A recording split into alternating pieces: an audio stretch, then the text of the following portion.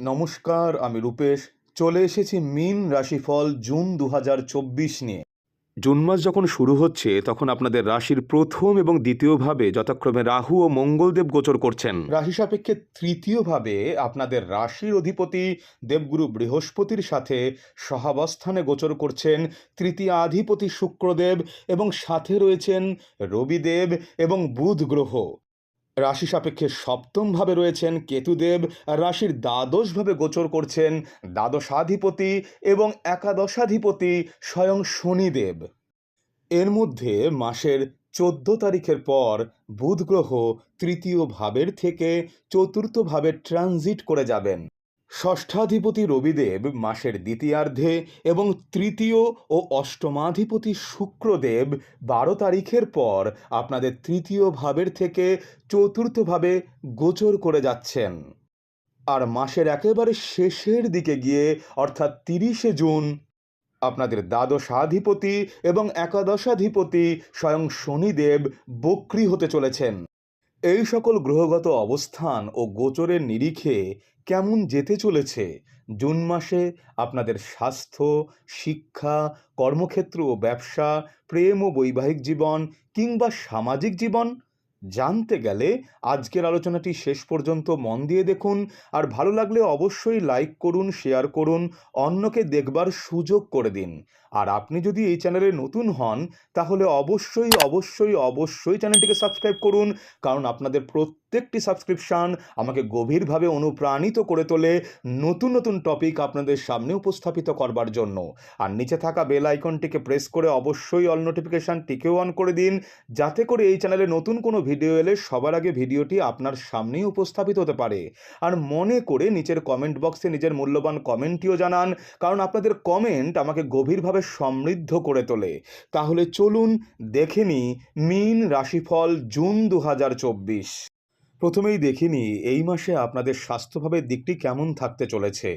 মাসের প্রথম ১২টি দিন আপনাদের তৃতীয় এবং অষ্টমাধিপতি শুক্রদেবের সাথে দেবগুরু বৃহস্পতি সহাবস্থানে রয়েছেন। বৃহস্পতি আপনাদের রাশির অধিপতি হয়ে স্বয়ং তৃতীয়ভাবে গোচর করছেন। আর এরই সাথে সহাবস্থানে রয়েছেন আপনাদের ষষ্ঠাধিপতি রবিদেব মাসের প্রথমার্ধটিতে। আর সাথে দ্বাদশে রয়েছেন দ্বাদশাধিপতি শনিদেব, আর রাশির উপর স্বয়ং রাহু গোচর করছেন। তাই সব মিলিয়ে এই মাসটিতে আপনাদের স্বাস্থ্য সংক্রান্ত বিষয়ে যথেষ্ট সাবধানতা অবলম্বন করে চলা উচিত। কর্ম সংক্রান্ত বিষয়ে কোনো প্রকার মেন্টাল অ্যাংজাইটি যাতে আপনাদের মেন্টাল এবং ফিজিক্যাল স্পেসে কোনো রকম সমস্যা তৈরি করতে না পারে, এ বিষয়ে সতর্ক নজর রেখে চলুন। রাস্তাঘাটে চলাচলের সময়ও যথেষ্ট সাবধানতা অবলম্বন করুন। বাহন চালানোর সময় সতর্ক দৃষ্টিভঙ্গি নিয়ে তবেই বাহন চালান। চেস্ট রিলেটেড সমস্যা, অন্ত্র রিলেটেড প্রবলেম, অস্থি সমস্যা, জয়েন্ট পেন, কোমরে ব্যথা, হাঁটুতে যন্ত্রণা ইত্যাদি সংক্রান্ত রোগের উপদ্রব হলে অবশ্যই সুচিকিৎসকের পরামর্শ গ্রহণ করুন। মাসের একেবারে শেষের দিকে গিয়ে এই সকল রোগের প্রকোপ ধীরে ধীরে কমতে দেখা গেলেও সারাটি মাস জুড়েই কিন্তু স্বাস্থ্যের দিকে যথেষ্ট সচেতনতা অব্যাহত করে রাখা আপনাদের একান্ত কর্তব্য হতে চলেছে। পরিশীলিত জীবনযাপন, স্বাস্থ্য সচেতনতা এবং সুচিকিৎসকের পরামর্শক্রমে অবশ্যই স্বাস্থ্যভাবের ক্ষেত্রে সাফল্যের সাথে ধীরে ধীরে আপনি সমস্ত বাধা বিপত্তি কাটিয়ে সাফল্যের সাথে অগ্রসর হতে সমর্থ হবেন। এবার দেখিনি এই মাসে মীন রাশির ছাত্রছাত্রীদের শিক্ষাভাবের দিকটি কেমন থাকতে চলেছে। আপনাদের পঞ্চম ভাবের উপর স্বয়ং রাহুদেবের দৃষ্টি পড়ছে আপনাদের রাশির থেকে। তবে একটি কথা এক্ষেত্রে বিশেষভাবে উল্লেখযোগ্য যে আপনাদের নবম ভাবের উপর দেবগুরু বৃহস্পতির এই মাসে কিন্তু সপ্তম দৃষ্টি গিয়ে পড়বে।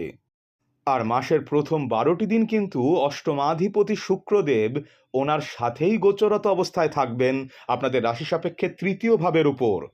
তাই আশানুরূপ ফল লাভ করতে গেলে এই মাসটিতে ছাত্রছাত্রীদের মনঃসংযোগ যথেষ্ট পরিমাণে বৃদ্ধি করা কিন্তু একান্ত কর্তব্য হতে চলেছে।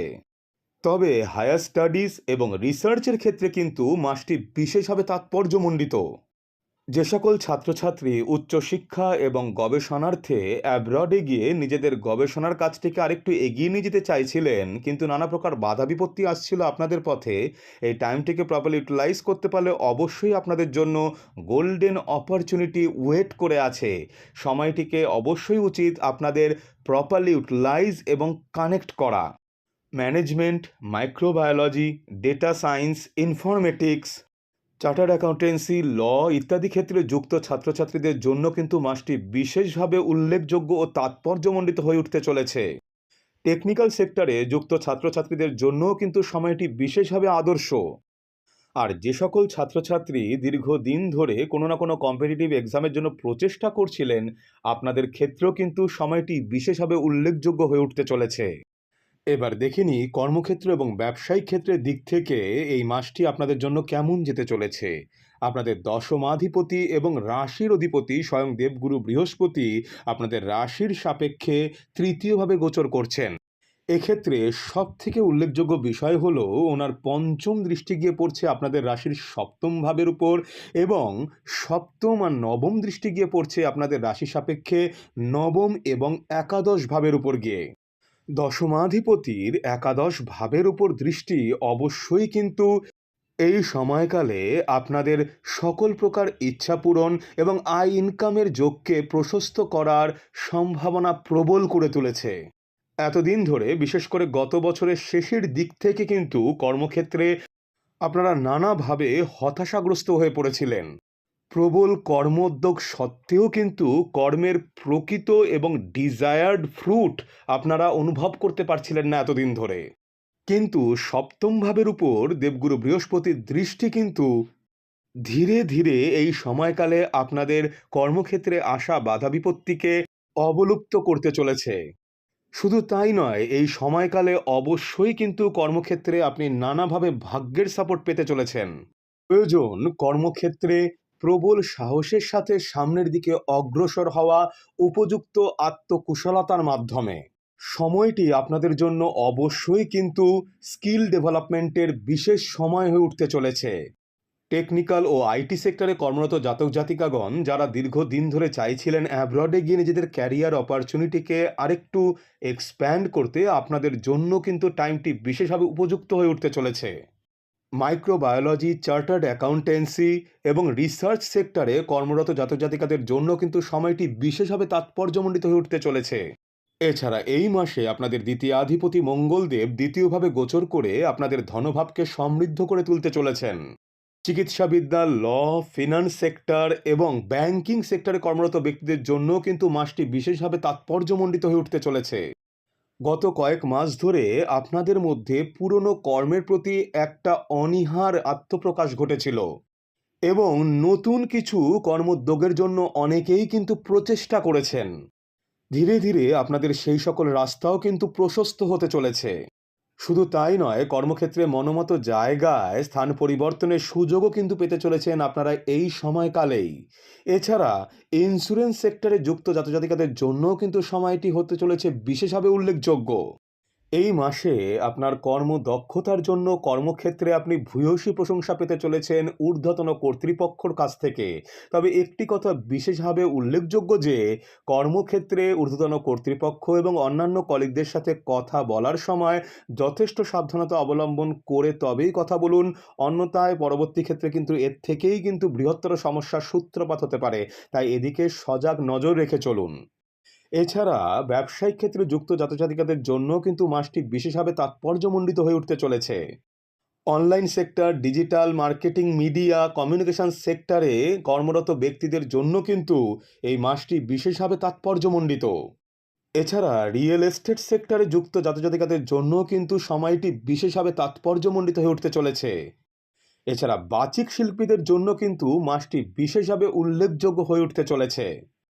তাছাড়া ট্রাভেল অ্যান্ড ট্যুরিজম সেক্টর, তেল ও তেলজাত দ্রব্য, চর্মজাতীয় শিল্প, মাইনিং অ্যান্ড মেটালার্জি সেক্টরের ক্ষেত্রেও কিন্তু সময়টি হয়ে উঠতে চলেছে বিশেষভাবে উল্লেখযোগ্য। কর্মক্ষেত্রে আত্মবল, আত্মদক্ষতা এবং কর্মকুশলতার মাধ্যমে আপনি সম্মুখ দিকে অগ্রসর হতে সমর্থ হবেন এই মাসে। তবে এই সময়কালে আপনাদের ব্যয়বাহুল্যের দিকটিতেও কিন্তু নজর রেখে চলতে হবে।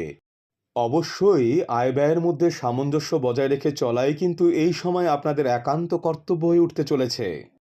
শুধু একটি কথা এক্ষেত্রে বিশেষভাবে উল্লেখ্য যে কর্মক্ষেত্রে কোনোভাবেই মেন্টাল অ্যাংজাইটি যাতে কর্ম অগ্রগতির পথে আপনাদের বাধা হয়ে না উঠতে পারে এ বিষয়ে সতর্ক নজর রেখে চলা কিন্তু আপনাদের একান্ত কর্তব্য হয়ে উঠতে চলেছে এই মাসে। আর কোনো বিষয়ে ইনভেস্টমেন্টের পূর্বে অবশ্যই চারিদিক বিচার বিশ্লেষণ করে তবেই ইনভেস্টমেন্ট করুন, অন্যথায় পরবর্তী ক্ষেত্রে কিন্তু এর থেকে বৃহত্তর সমস্যার সূত্রপাত হতে পারে। তাই অবশ্যই এই বিষয়ে সতর্ক নজর রেখে চলা আপনাদের একান্ত কর্তব্য হয়ে উঠতে চলেছে। এবার দেখিনি এই মাসে আপনাদের প্রেমজ ও বৈবাহিক সম্পর্কের দিকটি কেমন থাকতে চলেছে। আপনাদের রাশির উপর কিন্তু এই মুহূর্তে রাহুদেব স্বয়ং অবস্থান করছেন এবং ওনার পঞ্চম দৃষ্টি গিয়ে পড়ছে আপনাদের রাশি সাপেক্ষে পঞ্চম ভাবের ওপর।